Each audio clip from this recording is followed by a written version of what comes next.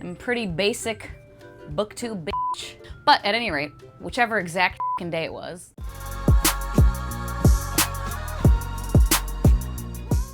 Well, hello, welcome back to my channel, Joshana here, to talk about my booktube anniversary and to do a tag. I believe there is a booktube anniversary tag, but I looked at least one that I saw recently when I looked it up, and I didn't love the questions. Like, no shade to whoever made it. They were just more questions about like your channel and like creativity on your channel, and like that's just not really what I do on my channel. I am pretty basic booktube bitch, you know? So I'm just gonna do the not a booktube newbie tag instead, which I don't know if I've ever done. I couldn't find it, at any rate, when I searched on my own channel. I couldn't find it, so I don't know that I've ever done it. If I did, it was like a real long time ago. So that's what I'm gonna do, is the not a booktube newbie tag, because earlier, I don't know if it was earlier this week, it was like around the 4th of July. I don't know, it wasn't the 4th of July, it might have been the 5th or the 6th. I think it was the 6th, actually, July 6th, I'm pretty sure. But at any rate, whichever exact fucking day it was, the beginning of July, is my 8-year anniversary on booktube. And yeah, I'll get into it later. I don't want to like answer any questions in my rambling from the tag, so I'm just gonna find the tag. First question, how old is your channel? I did indeed just answer that question. My channel is a little over 8 years old, which is just crazy. Question number 2, what are your favorite kinds of videos to make? I definitely, if I did this years prior, I would have had a different answer probably, because I used to love a readathon. I used to love tags. I did all the tags. I still like tags. I feel like I just like did all of them for the most part. And I don't know, I feel like I just see less people doing tags anyway. They kind of fell out of favor, I guess. And I don't do readathons really ever anymore. So now my favorite kinds of videos, like I said, I kind of just do the basic things, recent wrap-ups, just telling you 3 to 6 books I read recently. I do like doing hauls, library hauls, and new books, but I definitely have had more library books recently. Unhauls, I love a good unhaul. I love decluttering in any way, shape, or form, and that always feels like decluttering my shelves. And I do like doing individual book reviews. I just forget to do them. I don't do them. They're not very like well-performing videos on anyone's channel, but they are like evergreen content that people come back to.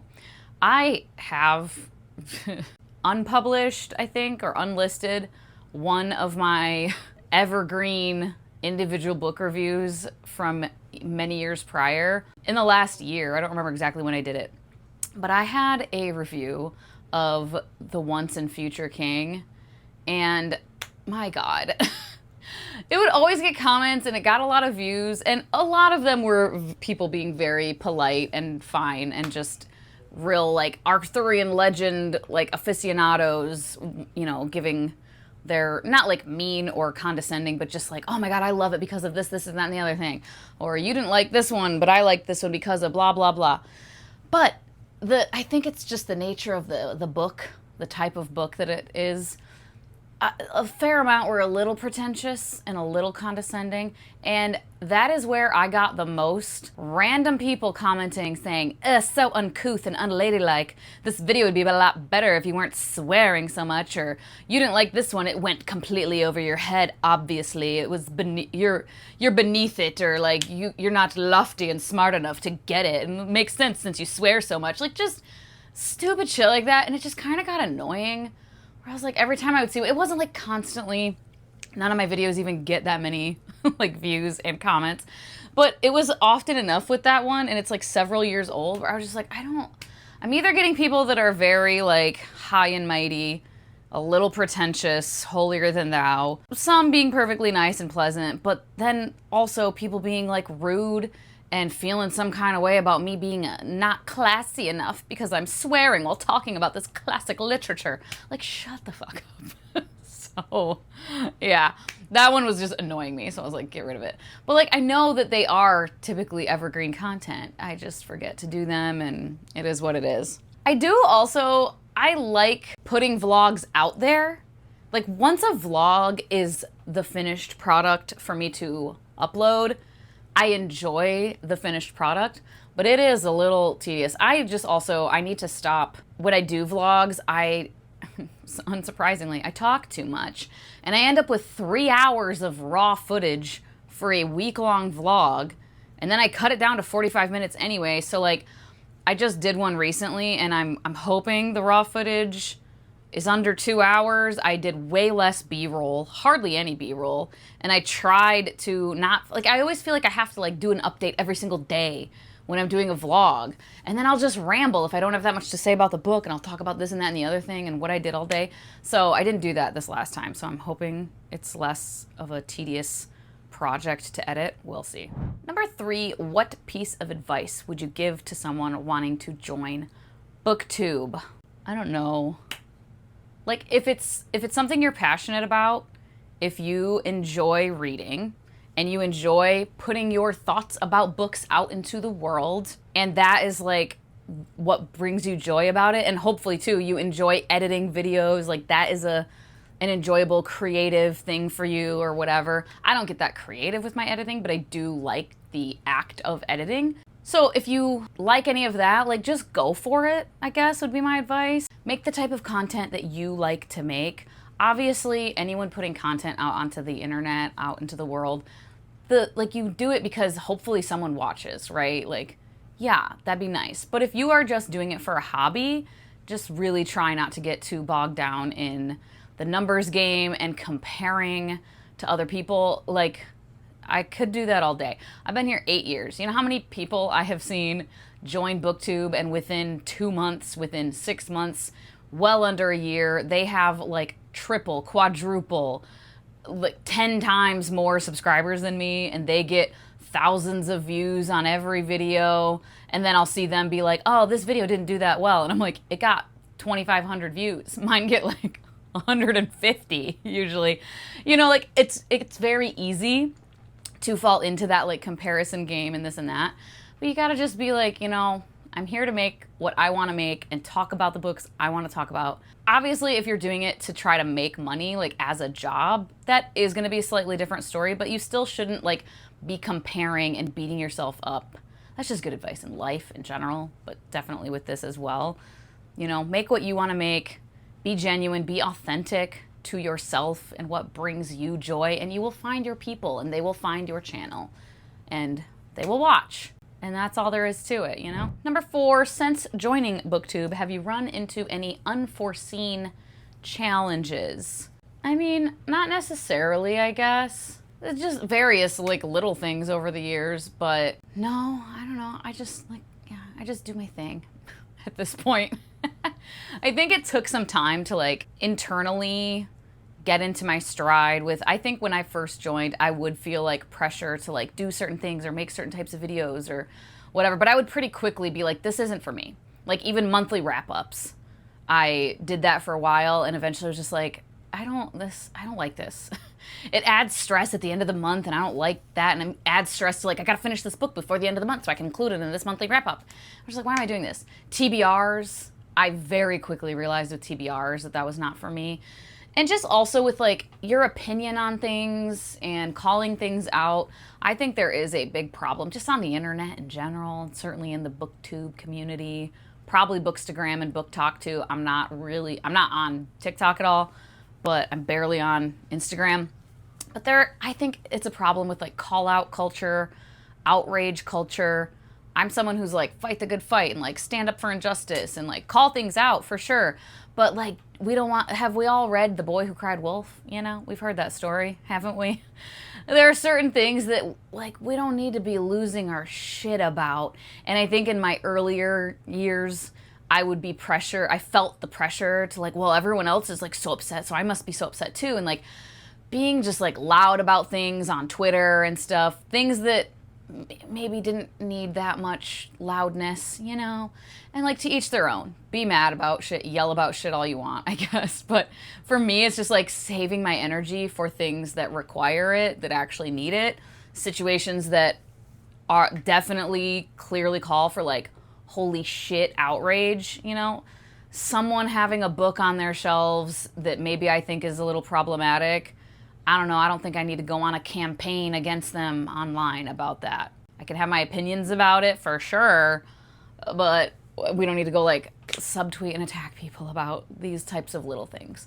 And that's just like a whole thing. That took me some time to like learn, I think, and it took me finding like my people who are like-minded and that felt similarly about things. And again, people who also want to fight the good fight and who care about things, but kind of know when to be outraged and know when to like hold it in and like, let's save our energy for the bigger shit, I guess. The more problematic shit. I think that people feel pressure to like virtue signal a lot. I felt it. I did it a lot, you know.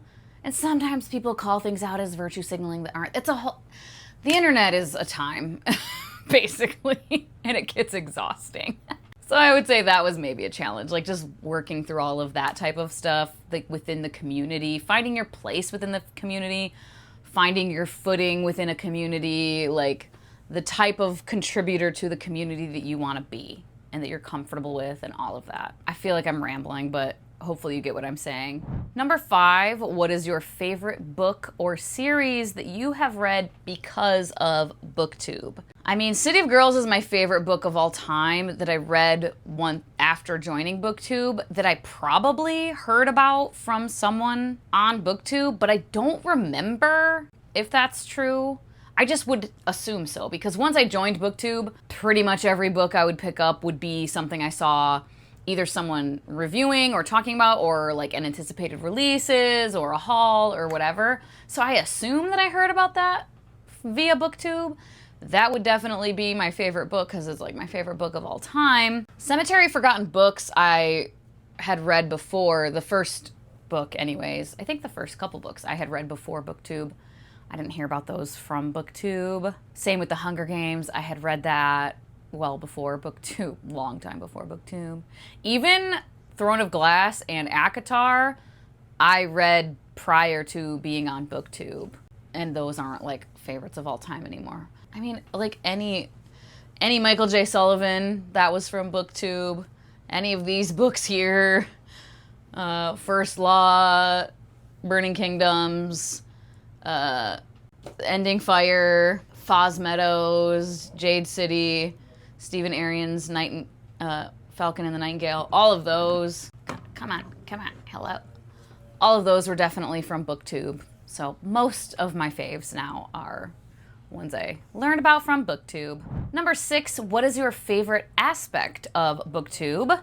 Just the community. I mean, I have found some of my best friends, like best friends in real life now due to this, and other people who maybe aren't like best friends in real life, but are really good friends and just really good people, even just maybe more casual acquaintances or casual friends that we just kind of interact on BookTube and stuff, but like just lovely people all the way around. So I definitely love that. And like my audience, those of you that watch regularly, and certainly if you comment regularly, you know, brings a little joy to my day. And it's just nice to like be able to spew my opinions on books out of the world and have conversations with people about them. Yeah, that's why I do it. I love it. Oh, dang. I didn't prepare as per fucking usual. Number 7 is want to spread some BookTube love. Give at least one newbie a shout out. And I'm gonna have to insert here something because I know I have some people that I've subscribed to that are like more newbies, but I can't think of names off the top of my head right now. So I will insert something.